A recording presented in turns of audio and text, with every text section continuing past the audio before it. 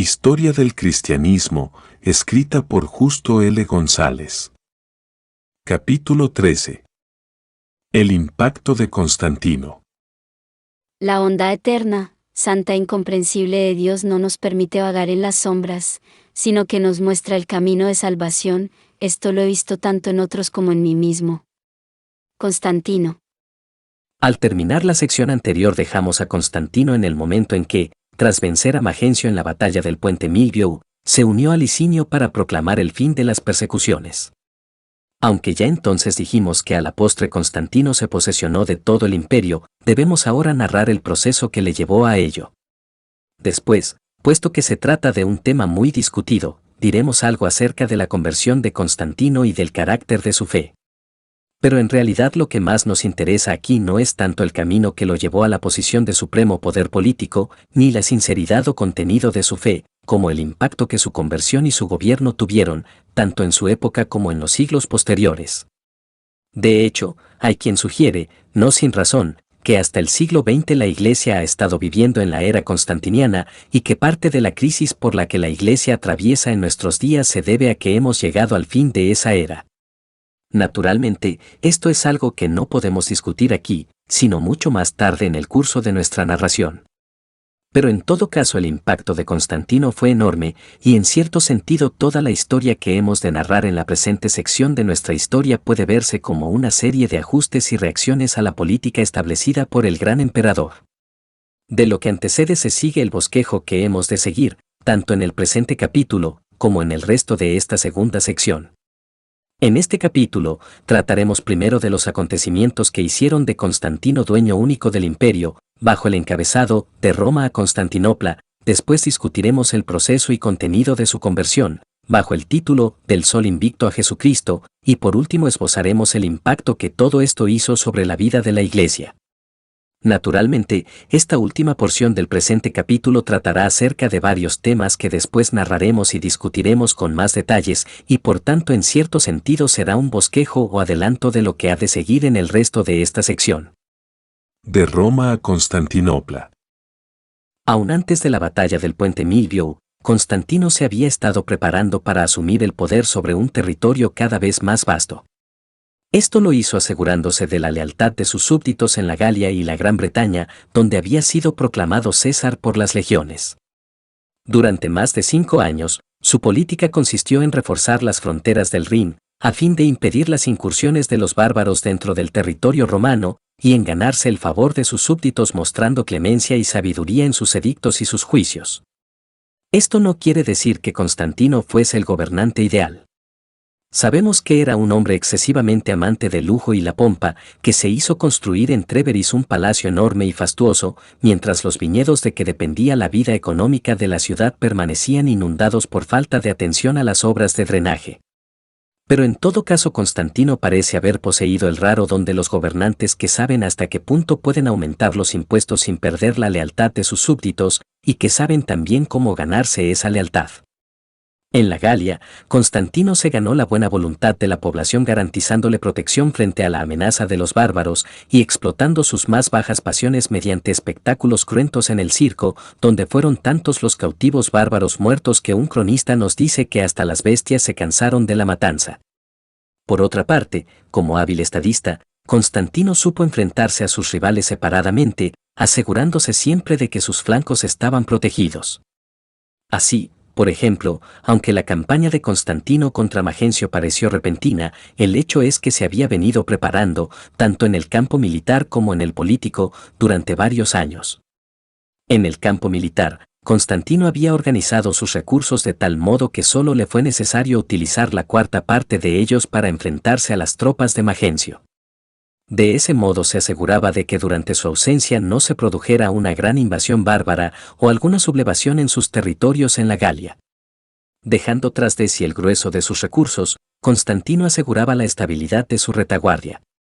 Al mismo tiempo, en el campo político, era necesario asegurarse de que Licinio, quien gobernaba en la zona directamente al este de Italia, no decidiera aprovechar la pugna entre Constantino y Magencio para extender sus territorios. De hecho, Licinio tenía ciertos derechos legítimos sobre Italia y bien podría esperar a que Magencio y Constantino se debilitaran entre sí para tratar de hacer valer esos derechos por la fuerza.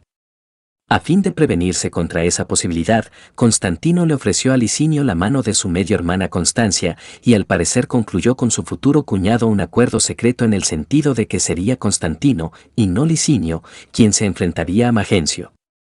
De este modo el flanco de Constantino quedaba protegido cuando se lanzara a su campaña en Italia. Pero aún después de sellar esta alianza con Licinio, Constantino esperó a que aquel estuviera ocupado en una pugna con Maximino Daza antes de lanzarse a la aventura italiana. La victoria del puente Milvio hizo de Constantino dueño único de la mitad occidental del imperio. Por lo pronto, el oriente quedaba dividido entre Licinio y Maximino Daza.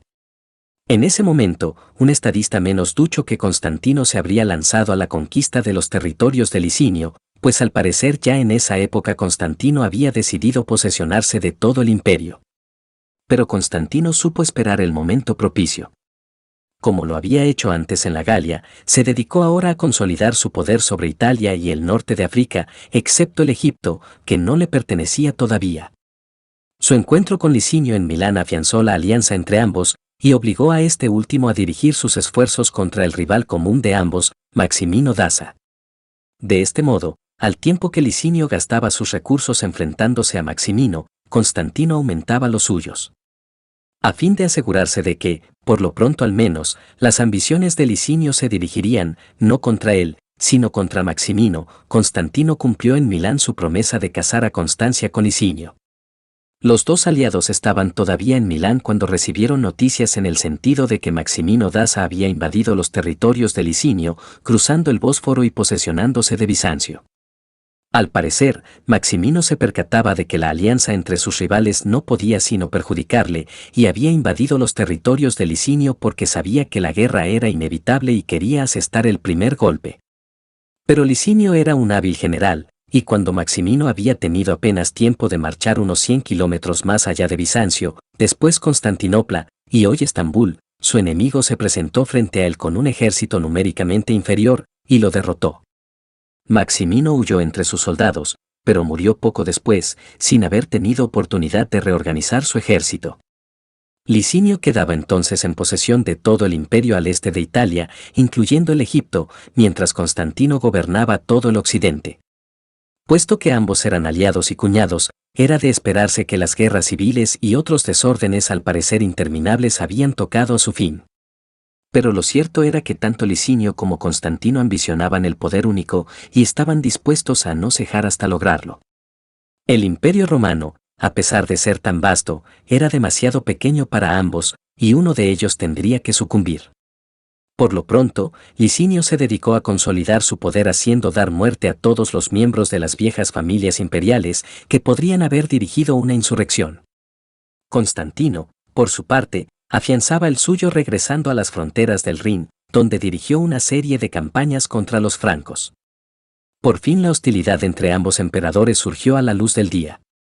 Constantino descubrió una conspiración para darle muerte, y la investigación subsiguiente involucró a un pariente cercano de Licinio. Este último se negó a entregar a su pariente en manos de su colega, quien indudablemente se proponía ejecutarlo, y se preparó para la guerra. Poco después, en las mismas fronteras de los territorios de Constantino, Licinio proclamó que su cuñado no era legítimo emperador, y le declaró la guerra. Esto no quiere decir, sin embargo, que toda la culpa recayera sobre Licinio, pues hay bastantes indicios de que Constantino hizo todo lo posible para provocar su ira y así hacerle aparecer como el agresor. Constantino invadió entonces los territorios de Licinio. Ambos ejércitos chocaron en dos encuentros difícilmente decisivos, pero al retirarse del campo de batalla Constantino logró la ventaja estratégica de poder posesionarse de Bizancio. Puesto que todo esto tenía lugar en el extremo oriental de Europa, véase el mapa en la página 20, la maniobra de Constantino separaba a Licinio del grueso de sus recursos, que se encontraban en Asia. Dadas las circunstancias, Licinio se apresuró a pedir la paz. Una vez más Constantino mostró sus habilidades de estadista. Su posición era ventajosa, y de haber continuado la campaña probablemente a la postre habría derrotado definitivamente a su rival. Pero ello habría sido a costa de alejarse cada vez más de sus territorios occidentales, donde estaba la base de su poder. Era mejor esperar un momento más propicio, y contentarse ahora con obtener de Licinio una paz ventajosa. Mediante el tratado que se selló, Constantino quedó en posesión de todos los territorios europeos de Licinio, excepto una pequeña región alrededor de Bizancio. El año 314 tocaba a su fin. Una vez más Constantino aprovechó el periodo de paz para consolidar los territorios recién ganados. En lugar de establecer su capital en las zonas más seguras de su imperio, la estableció primero en Sirmio y después en Sárdica, hoy Sofía. Ambas ciudades se encontraban en sus nuevos territorios, y de este modo Constantino podía asegurar su lealtad y posesión al mismo tiempo que podía observar más de cerca los movimientos de Licinio. La tregua duró hasta el año 322, aunque la tensión entre ambos emperadores iba siempre en aumento.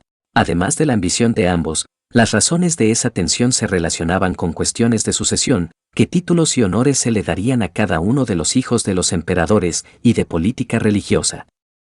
La política religiosa de Licinio merece cierta atención, pues algunos historiadores cristianos, en su afán de justificar a Constantino, han tergiversado lo que parecen haber sido los hechos. Durante los primeros años después del encuentro de Milán, Licinio no persiguió a los cristianos en modo alguno. De hecho, un escritor cristiano de esa época, al narrar la victoria de Licinio sobre Maximino Daza, nos da a entender que fue muy semejante a la de Constantino sobre Magencio, inclusive con una visión. Pero, según veremos más adelante, el cristianismo en los territorios de Licinio se encontraba dividido entre diversos bandos cuya enemistad recíproca llegaba hasta el punto de crear motines públicos. En tales circunstancias, Licinio se vio obligado a utilizar el poder imperial para asegurar la paz, con el resultado de que pronto hubo grupos de cristianos que veían en él su enemigo, y que creían que Constantino era el defensor de la verdadera fe, y el emperador a quien Dios amaba. Licinio, aunque no era cristiano, temía el poder del Dios cristiano, y por tanto el hecho de que algunos de sus súbditos estuvieran orando por su rival le parecía ser alta traición. Fue entonces, y principalmente por ese motivo, que Licinio empezó a perseguir a algunos grupos cristianos. Pero esa persecución le dio a Constantino la oportunidad de hacer aparecer su campaña contra Licinio como una guerra santa en defensa del cristianismo perseguido. En el año 322 Constantino, sobre pretexto de perseguir un contingente bárbaro que había atravesado el Danubio, penetró en los territorios de Licinio. Este último interpretó esa campaña militar, quizá con razón, quizás sin ella, como una provocación premeditada por parte de Constantino, y se dispuso para la guerra concentrando sus tropas en Adrianópolis. Por su parte, Constantino reunió un ejército algo menor que el de su rival y marchó hacia la misma ciudad. Según narran varios historiadores, Licinio temía el poder al parecer mágico del Lavarum de Constantino y les ordenó a sus soldados que no mirasen hacia el emblema cristiano ni lo atacasen de frente. Es de suponerse que, con tales advertencias, los soldados de Licinio no pelearían con mucho valor. Fuera por esta o por otras razones, tras una larga y cruenta batalla Constantino resultó vencedor, y Licinio se refugió con su ejército en Bizancio. La resistencia de Licinio en Bizancio prometía ser larga, pues la ciudad podía ser abastecida por mar desde el Asia Menor, donde Licinio contaba con abundantes recursos. Además, su escuadra era varias veces superior a la de su rival, que estaba bajo el mando de Crispo, el hijo mayor de Constantino. Pero ambos almirantes eran poco duchos en estrategia naval y a la postre, tras una serie de errores inexplicables, la flota de Licinio fue destruida por una tempestad. Ante tal desastre, y temiendo verse completamente rodeado por fuerzas enemigas, Licinio se retiró con sus tropas al Asia Menor. En el Asia Menor, Licinio reorganizó sus ejércitos y se dispuso a hacerle frente a Constantino en Crisópolis. Pero una vez más las tropas de Constantino resultaron victoriosas y Licinio se vio obligado a huir a Nicomedia. Aunque todavía le quedaban amplios recursos, y quizá hubiera podido rehacerse, su causa le parecía perdida irremisiblemente. Al día siguiente, Constancia, y probablemente el obispo Eusebio de Nicomedia, con quien volveremos a encontrarnos más tarde, salió al encuentro de su hermano Constantino, y le ofreció el poder absoluto sobre todo el imperio, a cambio de que Licinio no fuese muerto. Constantino accedió, y así la marcha que había comenzado 18 años antes en un rincón de la Gran Bretaña llegó a su punto culminante. Poco después Licinio fue asesinado, en circunstancias que no es posible determinar. Algunos cronistas dicen que estaba conspirando contra Constantino. Pero casi todos concuerdan en que fue Constantino quien ordenó, o al menos aprobó, su muerte. Constantino quedaba entonces como dueño único de todo el imperio. Era probablemente el año 324, y Constantino habría de reinar hasta su muerte en el 337. Comparado con las décadas de guerras civiles que comenzaron al fin del reino de Diocleciano, el régimen de Constantino fue un periodo de orden y reconstrucción. Pero lo fue también de turbulencia, y no fueron pocas las personas acusadas de conspirar contra el emperador, y ejecutadas por ello, entre ellas su propio hijo y heredero Crispo, quien había estado al mando de su escuadra en la campaña contra Licinio. Sin embargo, Constantino no había buscado el poder absoluto por el solo placer de poseerlo. Para él, ese poder era el medio para llevar a cabo una gran restauración del viejo imperio. Tal había sido el sueño de Diocleciano y de Maximino Daza. La diferencia principal estribaba en que, mientras aquellos dos emperadores habían tratado de restaurar el viejo imperio reafirmando la antigua religión pagana, Constantino creía que era posible producir esa restauración, no sobre la base de la religión pagana, sino sobre la base del cristianismo. En la próxima sección de este capítulo trataremos acerca de esto con más detenimiento. Por lo pronto, baste señalar que esa política tenía algunos de sus más decididos opositores en la ciudad de Roma, y particularmente en el Senado, donde los miembros de la antigua aristocracia no veían con simpatía el eclipse de sus viejos privilegios y dioses. Años antes de su triunfo sobre Licinio, Constantino había comenzado a enfrentarse a esa oposición. Pero ahora, dueño absoluto del imperio, concibió una gran idea, la de construir una nueva Roma, una ciudad inexpugnable y fastuosa, que llevaría el nombre de Constantinopla, es decir, ciudad de Constantino. Probablemente fue durante la campaña contra Licinio que Constantino se percató de la importancia estratégica de Bizancio. Esta ciudad se encontraba en los confines mismos de Europa, y por tanto podía servir de puente entre la porción europea del imperio y la asiática. Además, desde el punto de vista marítimo, Bizancio dominaba el estrecho del Bósforo, por donde era necesario pasar del Mar Negro al Mediterráneo. El tratado de paz que había sido hecho con los persas varias décadas antes estaba a punto de caducar, y por tanto Constantino sentía la necesidad de establecer su residencia relativamente cerca de la frontera con Persia. Pero, por otra parte, los germanos continuaban su agitación en las fronteras del Rin, y ello le obligaba a no alejarse demasiado hacia el oriente. Por todas estas razones, Bizancio parecía ser el sitio ideal para establecer una nueva capital. La historia posterior daría sobradas pruebas de la sabiduría de Constantino en la elección de este lugar. De hecho, el propio Constantino dio a entender que tal elección había sido hecha por mandato divino. Pero la vieja ciudad de Bizancio era demasiado pequeña para los designios del gran emperador. Sus murallas, construidas en tiempo de Septimio Severo, tenían apenas 3 kilómetros de largo. Imitando la antigua leyenda sobre la fundación de Roma por Rómulo y Remo, Constantino salió al campo, y con la punta de su lanza trazó sobre la tierra la ruta que seguiría la nueva muralla. Todo esto se hizo en medio de una pomposa ceremonia, en la que participaron tanto sacerdotes paganos como cristianos. Cuando los que le seguían, viéndole marchar cada vez más lejos hacia regiones relativamente deshabitadas, le preguntaron cuándo se detendría. Constantino respondió: cuando se detenga quien marcha delante de mí.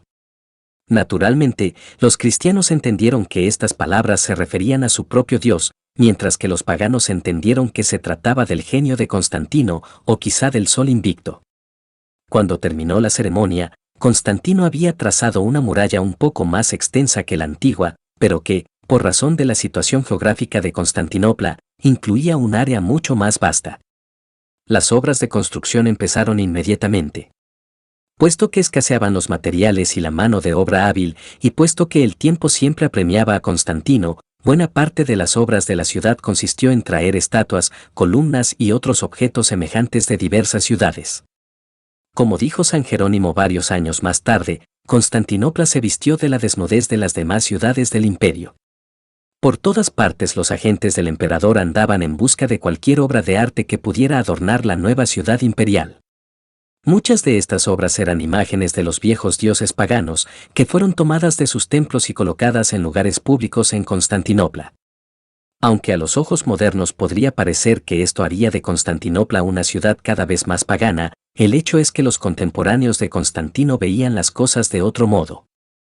Tanto paganos como cristianos concordaban en que, al sacar las estatuas de sus santuarios y colocarlas en lugares tales como el hipódromo o los baños públicos, se les negaba o restaba su poder sobrenatural, y se les convertía en meros adornos.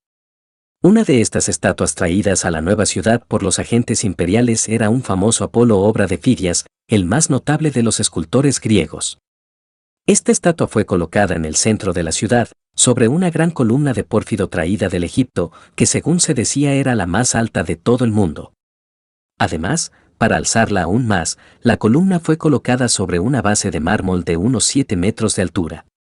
En su totalidad, el monumento tenía entonces casi 40 metros de altura, pero la estatua que se encontraba en la cumbre no representaba ya a Apolo, pues aunque el cuerpo era todavía el que Fidias había esculpido, la cabeza había sido sustituida por otra que representaba a Constantino. Otras obras públicas fueron la gran basílica de Santa Irene, es decir, la Santa Paz, el hipódromo y los baños. Además, Constantino se hizo construir un gran palacio, y para los pocos miembros de la vieja aristocracia romana que accedieron a trasladarse a la nueva capital construyó palacios que eran réplicas de sus viejas residencias en la antigua Roma. Todo esto, sin embargo, no bastaba para poblar la nueva ciudad. Con ese propósito, Constantino concedió toda clase de privilegios a sus habitantes, tales como la exención de impuestos y del servicio militar obligatorio. Además, pronto se estableció la costumbre de repartir aceite, trigo y vino a los habitantes de la ciudad. El resultado de esta política fue que la población aumentó a pasos gigantescos, hasta tal punto que 80 años más tarde el emperador Teodosio II se vio obligado a construir nuevas murallas, pues las que en tiempos de Constantino habían parecido exageradamente extensas ya no bastaban. Como veremos en otras secciones de esta historia, la decisión de Constantino de fundar esta nueva capital resultó en extremo acertada, pues poco después la porción occidental del imperio, inclusive la vieja Roma, cayó en poder de los bárbaros, y Constantinopla vino a ser el centro donde por 1000 años se conservó la herencia política y cultural del viejo imperio. Del sol invicto a Jesucristo. Acerca de la conversión de Constantino se ha escrito y discutido muchísimo. Poco después de los hechos, hubo escritores cristianos, según veremos en el próximo capítulo, que intentaron mostrar que esa conversión era el punto culminante de toda la historia de la Iglesia. Otros han dicho que Constantino no era sino un hábil político que se percató de las ventajas que una conversión podría acarrearle y que por tanto decidió uncir su carro a la causa del cristianismo. Ambas interpretaciones son exageradas. Basta leer los documentos de la época para darnos cuenta de que la conversión de Constantino fue muy distinta de la conversión del común de los cristianos. Cuando algún pagano se convertía, se le sometía a un largo proceso de disciplina y enseñanza, para asegurarse de que el nuevo converso entendía y vivía su nueva fe, y entonces se le bautizaba. Tal nuevo converso tomaba entonces a su obispo por guía y pastor, para descubrir el significado de su fe en las situaciones concretas de la vida. El caso de Constantino fue muy distinto. Aún después de la batalla del puente Milviou, y a través de toda su vida, Constantino nunca se sometió en materia alguna a la autoridad pastoral de la Iglesia. Aunque contó con el consejo de cristianos tales como el erudito Lactancio, tutor de su hijo Crispo, y el obispo Ocio de Córdoba, su consejero en materias eclesiásticas, Constantino siempre se reservó el derecho de determinar sus propias prácticas religiosas, pues se consideraba a sí mismo obispo de obispos. Repetidamente, aún después de su propia conversión, Constantino participó en ritos paganos que le estaban vedados al común de los cristianos, y los obispos no alzaron la voz de protesta y de condenación que habrían alzado en cualquier otro caso. Sucedía no solo que Constantino era un personaje a la vez poderoso e irascible. Ocurría también que el emperador, a pesar de su política cada vez más favorable hacia los cristianos, y a pesar de sus afirmaciones de fe en el poder de Jesucristo, técnicamente al menos no era cristiano, pues no se había sometido al bautismo. De hecho, Constantino no fue bautizado sino en su lecho de muerte. Por tanto, cualquier política o edicto en favor de los cristianos por parte del emperador era recibido por la Iglesia como un favor hecho por un amigo o simpatizante. Y cualquier desliz religioso de Constantino era visto desde la misma perspectiva, como la acción de quien, aunque simpatizaba con el cristianismo, no se contaba entre los fieles. Tal persona podía recibir el consejo de la Iglesia, pero no su dirección ni condenación. Puesto que tal situación se ajustaba perfectamente a los propósitos de Constantino, éste tuvo cuidado de no bautizarse sino en su hora final. Por otra parte, quienes pretenden que Constantino se convirtió sencillamente por motivos de oportunismo político se equivocan por varias razones. La primera de ellas es que tal interpretación es en extremo anacrónica. Hasta donde sabemos, nadie en toda la antigüedad se acercó a la cuestión religiosa con el oportunismo político que ha sido característico de la Edad moderna. Los dioses eran realidades muy concretas para los antiguos, y aún los más escépticos temían y respetaban los poderes sobrenaturales. Por lo tanto, pensar que Constantino se declaró cristiano hipócritamente, sin de veras creer en Jesucristo, resulta anacrónico. La segunda razón es que de hecho, desde el punto de vista puramente político, la conversión de Constantino tuvo lugar en el peor momento posible. Cuando Constantino adoptó el labarum como su emblema, se preparaba a luchar por la ciudad de Roma, centro de las tradiciones paganas, donde sus principales aliados eran los miembros de la vieja aristocracia pagana que se consideraban oprimidos por Magencio. La mayor fuerza numérica del cristianismo no estaba en el occidente, donde Constantino reinaba y donde luchaba contra Magencio, sino en el oriente, hacia donde su atención no se dirigiría sino años más tarde. Por último, la interpretación oportunista se equivoca por cuanto el apoyo que los cristianos pudieran prestarle a Constantino resultaba harto dudoso. Puesto que la Iglesia siempre había tenido dudas acerca de si los cristianos podían prestar servicio militar, el número de cristianos en el ejército era pequeño. En la población civil, la mayor parte de los cristianos pertenecía a las clases bajas, que no podrían prestar gran apoyo económico a los designios de Constantino. Y en todo caso, tras casi 3 siglos de recelos frente al imperio, nadie podría predecir cuál sería la reacción de los cristianos ante el fenómeno inesperado de un emperador cristiano. Lo cierto parece ser que Constantino creía verdaderamente en el poder de Jesucristo. Pero tal aseveración no implica que el emperador entendiese la nueva fe como la habían entendido los muchos cristianos que habían ofrendado su vida por ella. Para Constantino, el Dios de los cristianos era un ser extremadamente poderoso, que estaba dispuesto a prestarle su apoyo siempre y cuando él favoreciera a sus fieles. Luego, cuando Constantino comenzó a proclamar leyes en pro del cristianismo y a construir iglesias, lo que buscaba no era tanto el favor de los cristianos como el favor de su Dios.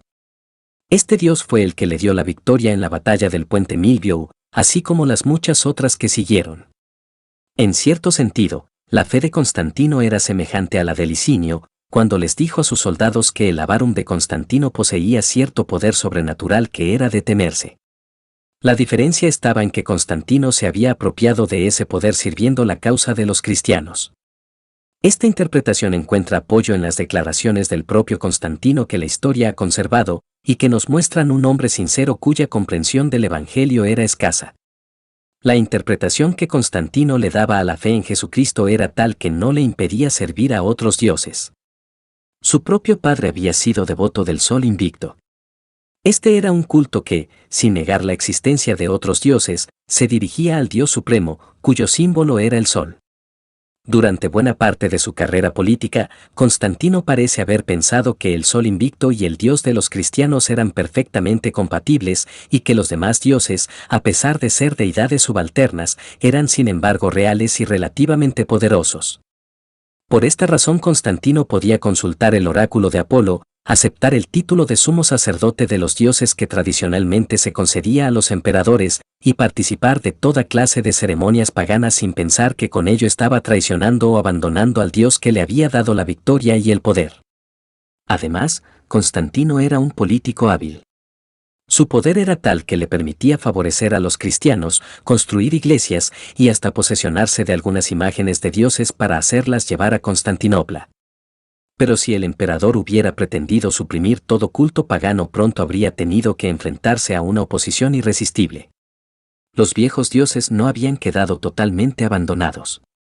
Tanto la vieja aristocracia como las extensas zonas rurales del imperio apenas habían sido penetradas por la predicación cristiana. En el ejército había numerosos seguidores de Mitras y de otros dioses. La Academia de Atenas y el Museo de Alejandría, que eran los dos grandes centros de estudio de la época, estaban dedicados a la enseñanza de la vieja sabiduría pagana. Pretender suprimir todo esto por mandato imperial era imposible, tanto más imposible por cuanto el propio emperador no veía contradicción alguna entre el culto al sol invicto y la fe cristiana. Luego, la política religiosa de Constantino siguió un proceso lento pero constante.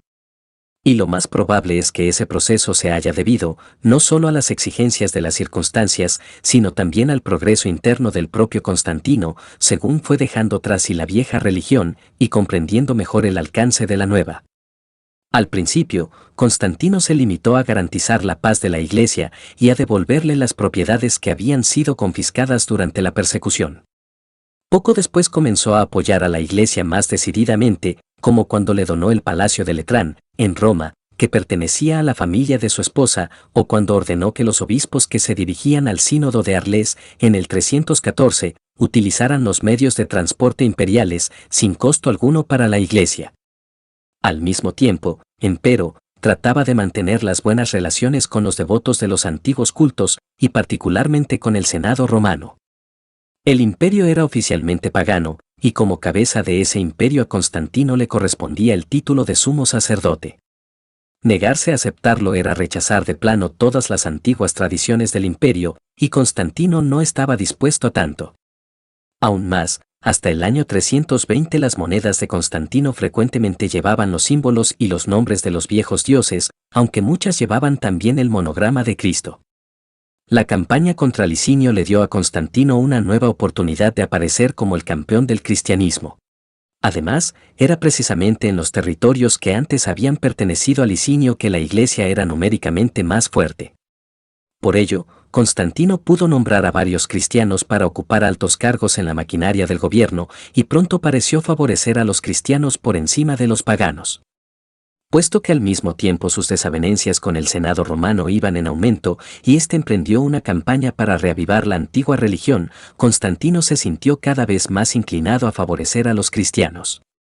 En el año 324 un edicto imperial ordenó que todos los soldados adorasen al Dios Supremo el primer día de la semana. Aunque este era el día en que los cristianos celebraban la resurrección de su Señor, era también el día dedicado al culto al sol invicto, y por tanto los paganos no podían oponerse a tal edicto. Al año siguiente, el 325, se reunió en Nicea la gran asamblea de obispos que se conoce como el primer concilio ecuménico, de que trataremos en otro capítulo. Esa asamblea fue convocada por Constantino y los obispos viajaron a expensas del tesoro imperial. Ya hemos visto cómo la fundación de Constantinopla fue un paso más en este proceso.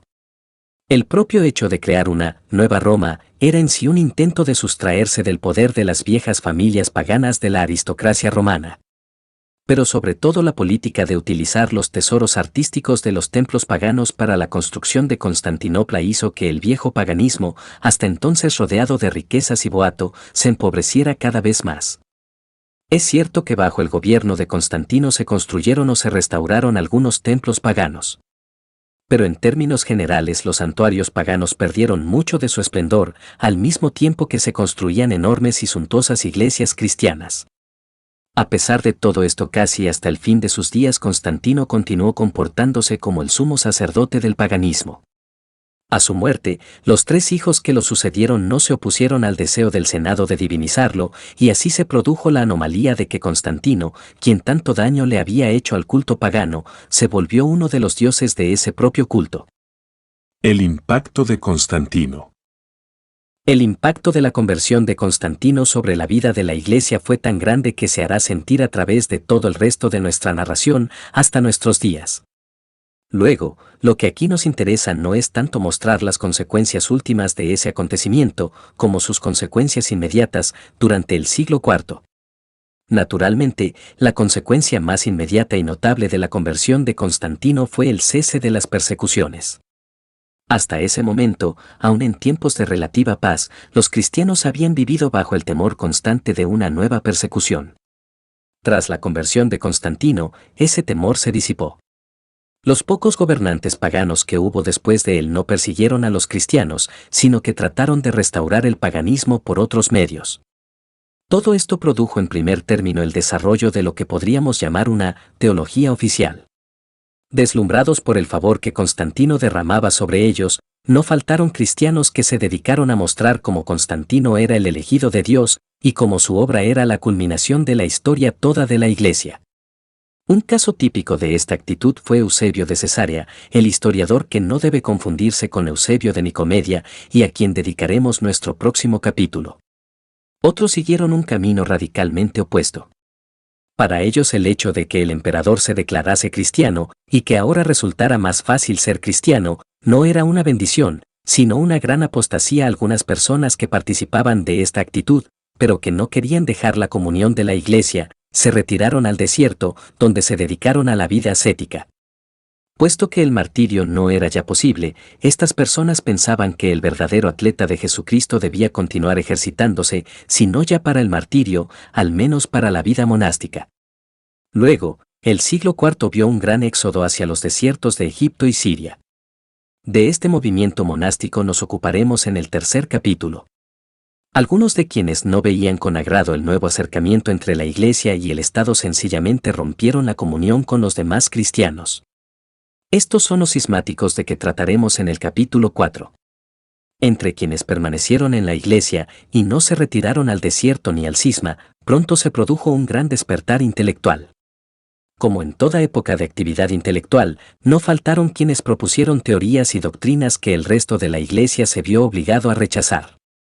La principal de estas doctrinas fue el arrianismo, que dio lugar a enconadas controversias acerca de la doctrina de la Trinidad.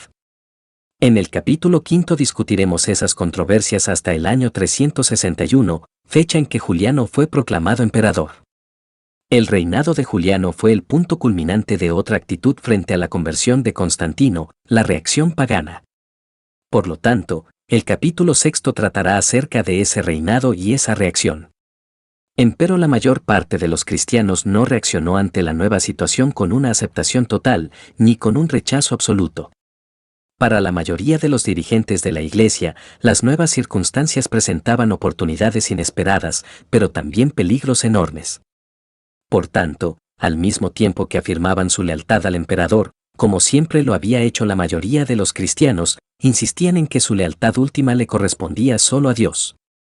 Tal fue la actitud de los gigantes de la Iglesia tales como Atanasio, los Capadocios, Ambrosio, Jerónimo, Agustín y otros, a quienes dedicaremos la mayor parte de esta sección segunda de nuestra historia.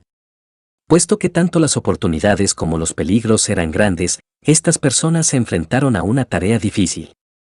Naturalmente, no podemos decir que sus actitudes y soluciones fueron siempre acertadas. Pero dada la magnitud de la tarea a que se enfrentaron, y dado también el impacto que su obra ha tenido en la vida de la Iglesia a través de los siglos, existe sobrada razón para llamar al siglo IV y principios del V, la era de los gigantes. Empero antes de terminar el presente capítulo debemos mencionar algunos cambios que tuvieron lugar como resultado de la conversión de Constantino y que no tendremos ocasión de discutir más adelante. Nos referimos a los cambios relacionados con el culto. Hasta la época de Constantino, el culto cristiano había sido relativamente sencillo. Al principio, los cristianos se habían reunido para adorar en casas particulares. Después comenzaron a reunirse también en cementerios, como las catacumbas romanas. En el siglo III había ya lugares dedicados específicamente al culto. De hecho, la iglesia más antigua que se ha descubierto es la de Dura Europo, que data aproximadamente del año 270. Pero aún esta iglesia de Dura Europo no es más que una pequeña habitación, decorada solo con algunas pinturas murales de carácter casi primitivo. Tras la conversión de Constantino, el culto cristiano comenzó a sentir el influjo del protocolo imperial. El incienso, que hasta entonces había sido señal del culto al emperador, hizo su aparición en las iglesias cristianas. Los ministros que oficiaban en el culto comenzaron a llevar vestimentas ricas durante el servicio, en señal del respeto debido a lo que estaba teniendo lugar. Por la misma razón, varios gestos de respeto que normalmente se hacían ante el emperador comenzaron a hacerse también en el culto. Además se inició la costumbre de empezar el servicio con una procesión. Para darle cuerpo a esta procesión, se desarrollaron los coros, con el resultado neto de que a la larga la congregación tuvo menos parte activa en el culto. Por lo menos desde el siglo II, los cristianos habían acostumbrado conmemorar el aniversario de la muerte de un mártir celebrando la comunión en el lugar donde el mártir estaba enterrado. Ahora se construyeron iglesias en muchos de esos lugares. Pronto se llegó a pensar que el culto tenía especial eficacia si se celebraba en uno de tales lugares, en virtud de la presencia de las reliquias del mártir. El resultado fue que se comenzó a desenterrar a los mártires para colocar sus cuerpos, o parte de ellos, bajo el altar de varias de las muchas iglesias que se estaban construyendo. Al mismo tiempo, algunas personas empezaron a decir que habían recibido revelaciones de mártires hasta entonces desconocidos o casi olvidados.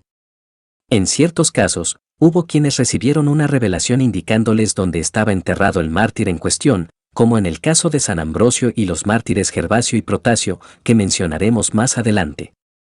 Pronto se comenzó a atribuirles a tales reliquias un poder milagroso, y de allí se pasó cada vez más a su veneración y después a su adoración. Un caso semejante fue el de la emperatriz Helena, quien en el año 326 marchó en peregrinación a Tierra Santa, donde creyó haber descubierto la verdadera cruz de Cristo, la Vera Cruz. Pronto comenzó a decirse que esta cruz tenía poderes milagrosos, y porciones de ella se difundieron por diversas partes del imperio.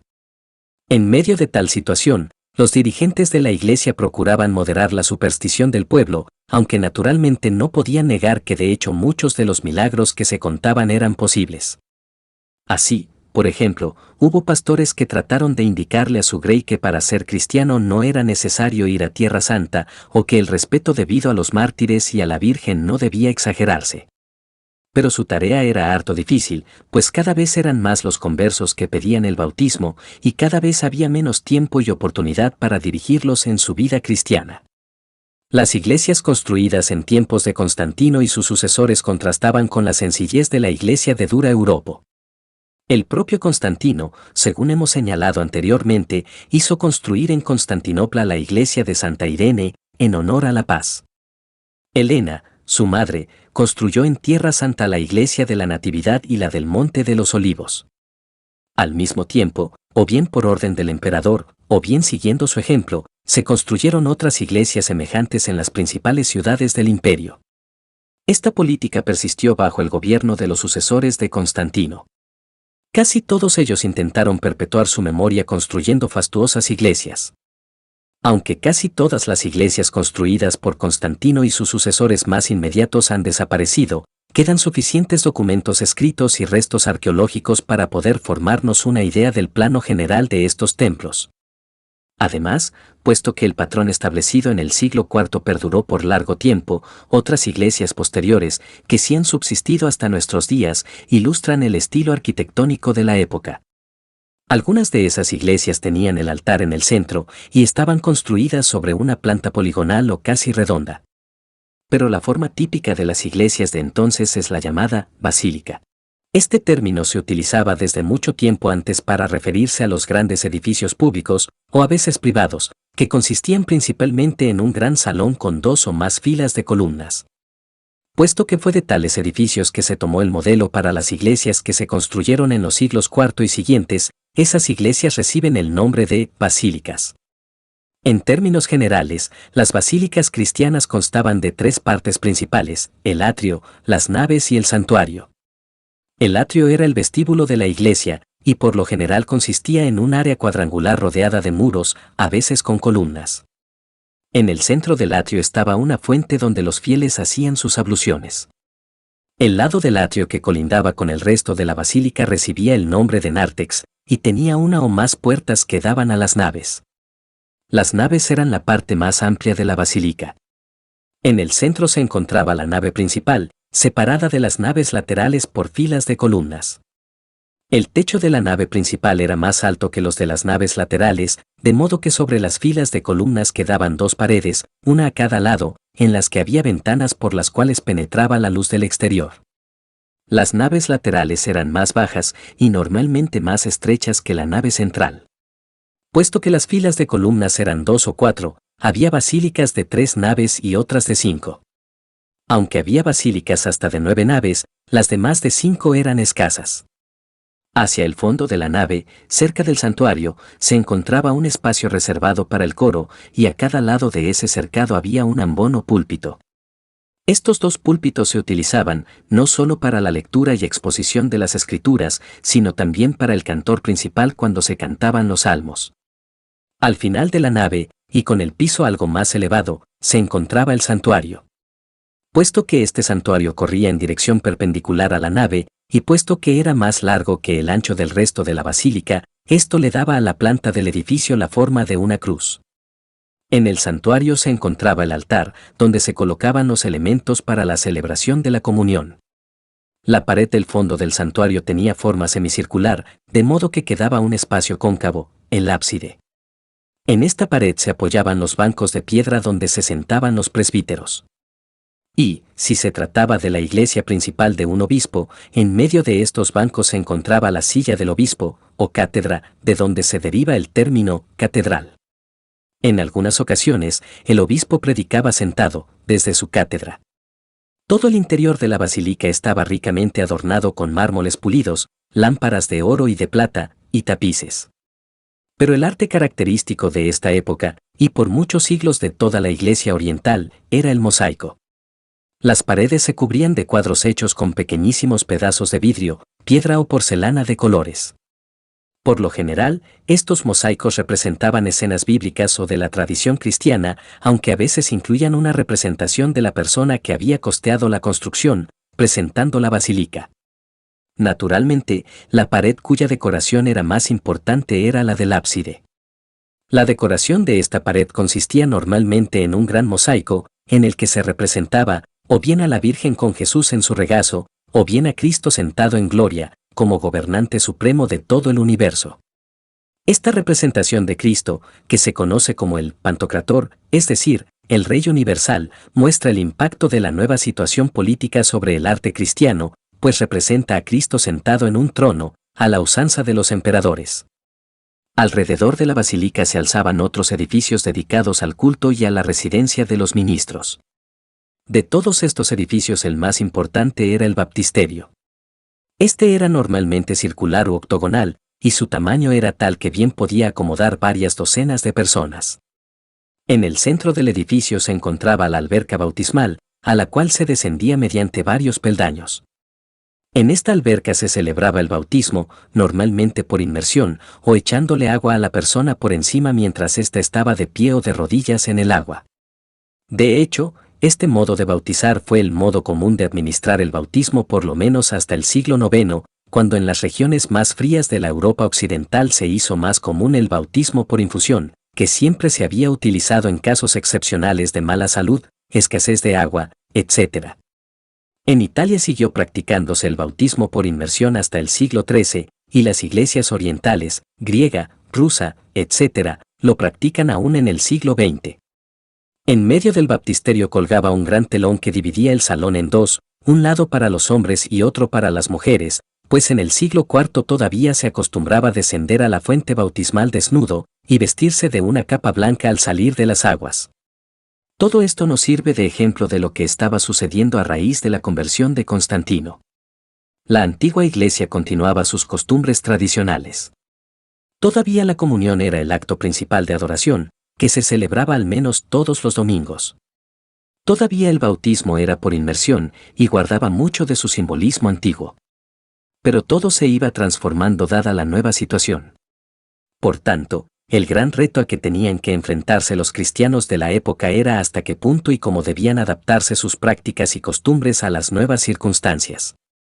Todos concordaban en que cierto grado de adaptación era necesario, pues los nuevos tiempos requerían nuevas formas de vivir y de comunicar el Evangelio. Todos concordaban igualmente en que tal adaptación debía hacerse de tal modo que no se abandonase la fe tradicional de la Iglesia. Donde no todos concordaban era en el grado y el modo en que estos dos elementos debían mantenerse en equilibrio. En los capítulos subsiguientes veremos varios ejemplos de las respuestas diversas que los cristianos del siglo IV dieron a este gran reto presentado por la nueva situación. Queridos amigos, si les gustó este capítulo no olviden darle like, suscribirse y ver el próximo capítulo que les dejo en la descripción. Nos vemos allá.